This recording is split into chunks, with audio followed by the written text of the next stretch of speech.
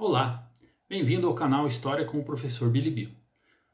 Semanalmente a gente está trazendo novos vídeos para você para dar alguma nova versão sobre determinados fatos da história brasileira.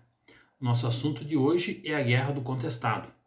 Guerra do Contestado que ocorreu nos territórios catarinense e paranaense no início do século XX, mais precisamente entre 1912 e 1916.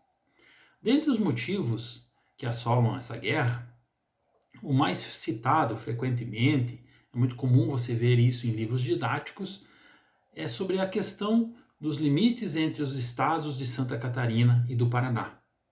Ora, isso pode parecer, para algum leitor mais desavisado, que então os exércitos, as tropas ou as polícias de Santa Catarina e do Paraná fizeram um confronto de um contra o outro para determinar onde ficaria a fronteira na parte oeste do estado de Santa Catarina e noroeste do Paraná entre as duas unidades da federação. Mas não é isso que ocorre. A Guerra do Contestado, embora tivesse acontecido dentro do território que depois viria a ser determinado como parte integrante de Santa Catarina e do Paraná, ela não envolve a questão das fronteiras. Porque em momento algum, exércitos catarinenses e paranaenses tomaram parte nesses combates.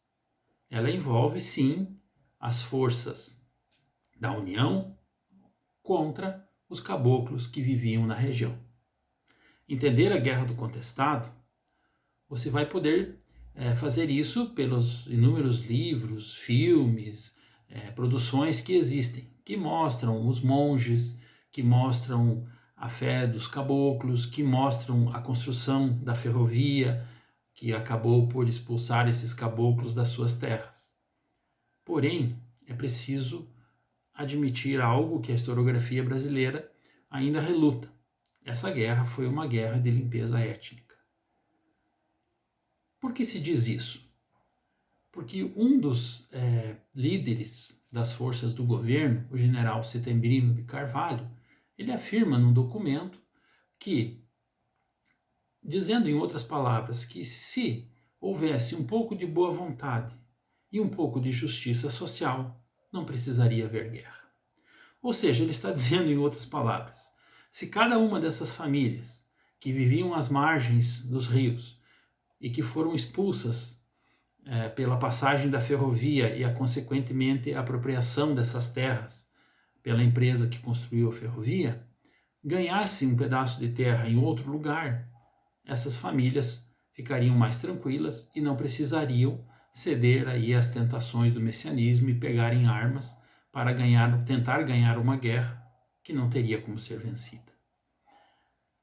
Então é preciso que a gente observe a Guerra do Contestado, que à luz de outros movimentos que também ocorreram em outros pontos do país, foi uma forma de trazer uma outra realidade a uma região ainda inóspita, ou seja, uma realidade mais voltada a um desenvolvimento econômico, coisa que aquelas famílias não tinham condições de fazer, e foi feito isso por via de um conflito armado, que poderia ter sido evitado e que custou milhares de vidas.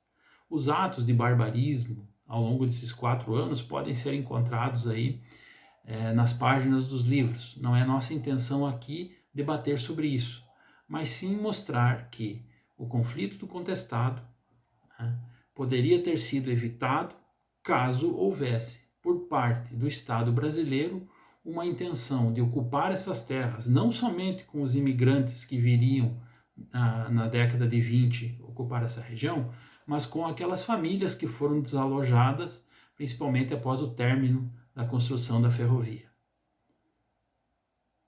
Isso é uma reflexão necessária para a compreensão da realidade brasileira hoje. O Brasil é um país contrastante, de bastante divisão social, de bastante distância entre os mais ricos e os mais pobres, e nós ignoramos que fatos históricos podem nos ajudar a compreender melhor esse processo. A Guerra do Contestado é um deles.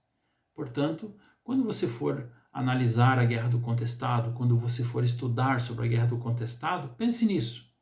Pense, qual foi a tentativa do Estado brasileiro de evitar o conflito? O quanto houve de empenho do Estado brasileiro em evitar o conflito? É isso aí. Vida boa a todos e deixe suas sugestões, seus comentários, os temas que você quer ver debatidos aqui no canal História com o Professor Bilibio. Valeu!